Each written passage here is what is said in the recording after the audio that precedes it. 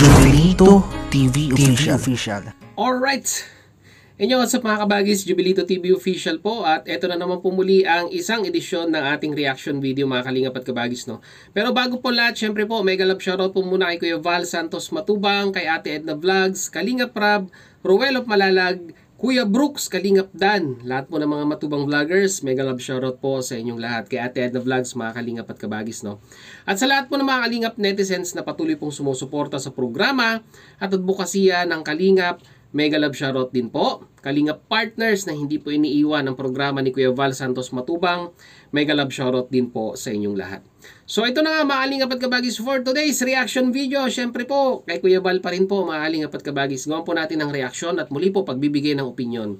Dito nga po sa foreigner, no, mga kalingap at kabagis, dalawang Amerikanong natulungan po ni Kuya Val Santos Matubang, na kung saan ay alam naman po natin na ito pong si Dan, no, mga kalingap at kabagis, ay meron pong iniindang karamdaman na kung saan ay ika nga ay namamaga po ang kanyang paa, meron pong sugat, at talagang masasabi po nating medyo komplikado po ang ganitong klase ng sabihin na nating karamdaman. Ano nga po ba ang dahilan mga kalingap at kabagis, no, ng ganitong nangyari po kay Dan dito po sa Amerikanong ito? Dahil po mga kalingap at kabagis, base po sa kanyang salaysay ay inanalyze natin, no, mga kalingap at kabagis, no. Konektado ba ang nangyari sa kanyang aksidente noong 1972 at ito pong nangyari ngayong aksidente noong January 8, mga kalingap at kabagis? Well, panoorin po muna natin itong video to bago po natin ito gawa ng reaction. Narito po yan. I remember this guy. Yes. So anyway, if you want me to give you the 1972, okay, a long time ago, right? So I was at a friend's,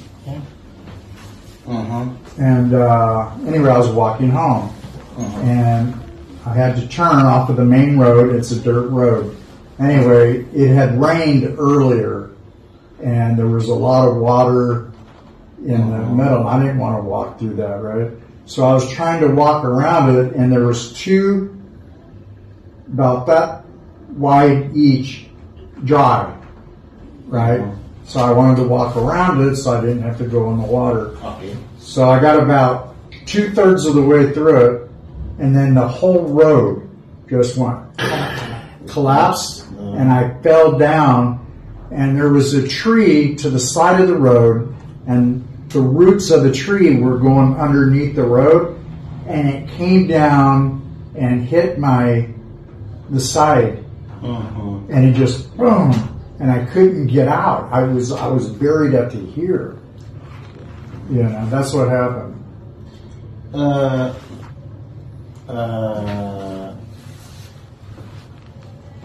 So that was 1972. No. Okay. Oh yes.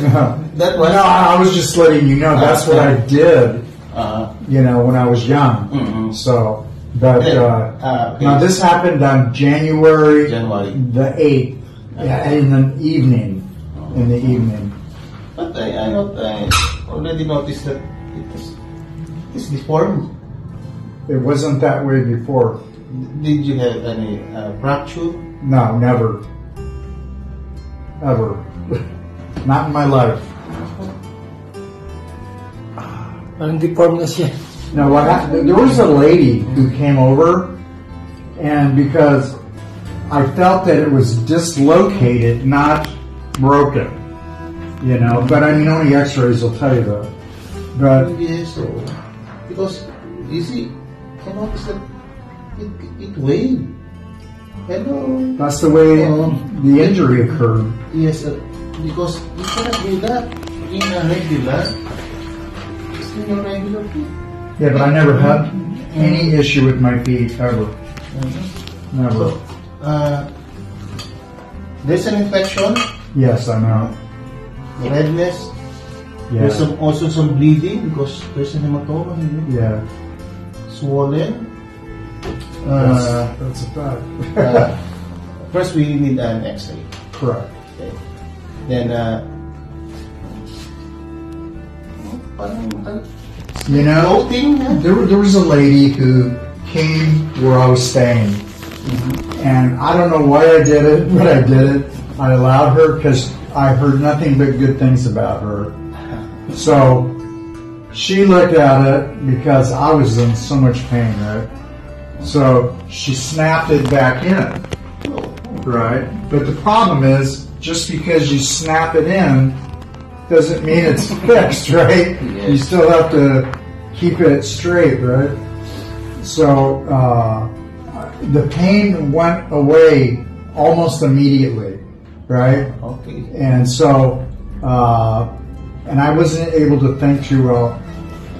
Later that night, I fell asleep and I turned the wrong way. And I believe, I may be wrong, but I think what happened, it knocked it back out of socket again. Okay? So, but I don't know that to be 100% true.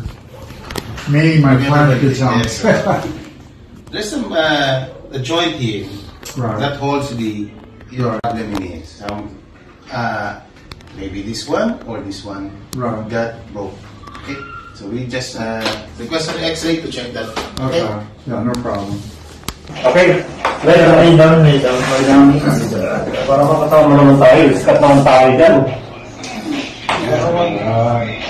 There you go. Here. Your hands. Okay na.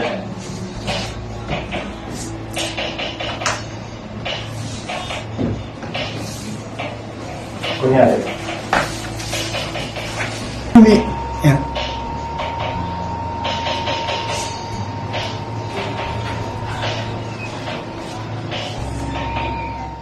So ayun na mga kalingap at kabagis, kung ako po ang tatanungin ninyo mga kalingap at kabagis, no? Kasi nga po naikwento niya nung 1972 ay parang meron po siyang dinaanan na kalsada na kung saan ay nag-collapse at parang kalahati po ng kanyang katawan ay nabaon sa lupa dahil nga po sa nag-collapse na kalsada. Siguro po mga kalingap at kabagis, although hindi niya naman po ina-assume na yun po yung simula nung kanyang karamdaman dahil nga po sabi niya ay hindi po siya nagkaroon ng fracture sa kanyang buong buhay, ika nga, no? Pero hindi po tayo sure kung ipina-check up po ni Dan nung na-aksidente po siya. Pero ito nga pong January 8 ay parang simpleng aksidente na hindi naman po gaanong na-elaborate din po ni Dan. Pero yung nga po, nung nagkaroon na po ng pamamaga, mga kalingap at kabagis, sabi nga po ni Dan ay merong isang Pilipinong ipinahilot, no? Ipinahilot niya itong kanyang paa na kung saan ay nung pagtulog niya daw po, mga kalingap at kabagis, ay parang na-dislocate uli nung naibalik na dahil parang sinabing itinulak nung manghihilot at nakaramdam po siya ng kaginhawaan nung nahilot pong iyon. Pero sabi niya nga po, nung pagtulog niya ay parang nagkamali siya ng posisyon sa pagtulog, ay parang bumalik at doon na po nagsimula ang kanyang kalbaryo, mga kalingap at kabagis, no? So, sa tingin ko po, mga kalingap at kabagis, ay konektado po ito. Yung nangyari sa kanya 1972, although matagal na, siguro may maliit na fracture ang nangyari doon at lumaki na lang ng lumaki hanggang sa dumating nga po sa point na talagang masasabi po natin hindi na po kayang i-bear ng kanyang paa yung bigat ng kanyang katawan at doon na po nagsimulang lumaki yung fracture, no? So parang simpleng tapilok na kung saan ay parang lumaki ng napabayaan ay ganun na po ang kinahinatnan. Kaya mga kalingap at kabagis, no, although alam ko po karamihan po sa atin ay naniniwala pa rin po sa mga hilot-hilot, although tama, ako naman po, no, talagang masasabi po nating may health benefits naman ika nga ang pagpapahilot.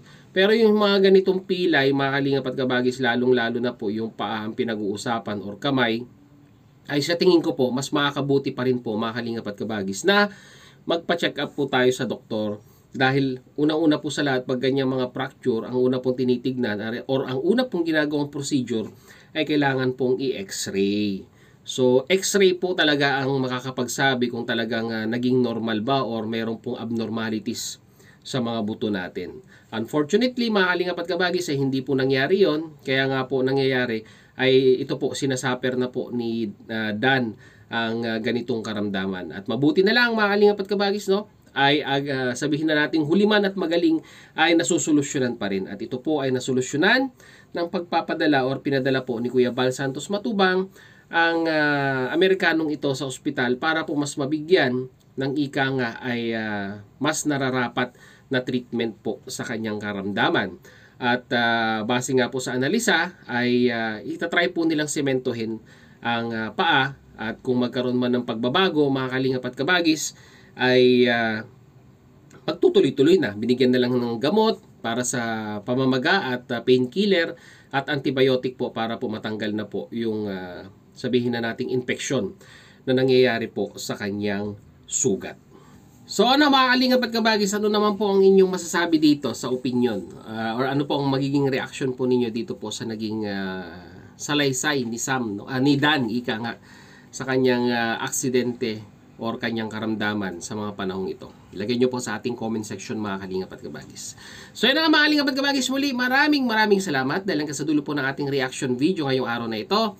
Ay nasamahan nyo po muli si Jubilito TV Official at muli po nagpapaalala po ang inyong host. Sa mga hindi pa po nakasubscribe sa channel ni Kuya Val Santos Matubang, Ate Edna Vlogs, Kalingap Rab, Roel of Malalag, Kuya Brooks Official. Ayan mga kalingap at kabagis, Kalingap Dan. Suportahan po natin ang kanilang mga YouTube channel. And at the same time, muli po naglalambing din po ang inyong host. Sa mga hindi pa po nakasubscribe sa channel ni Jubilito TV Official, ay pakita naman po ang subscribe button at ang notification bell para maging updated po kayo sa mga darating nating reaction videos. At sama nyo na rin po, mga kalingap at kabagis, ang ating official FB page na may title pong Paksa ng Buhay.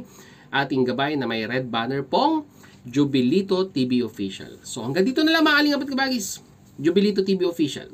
Proud member po ng Team Koos. And at the same time po, proud member po ng Karepa Year 2024. As I always say mga kalingap at kabagis, peace, God first. God bless po. Bye-bye!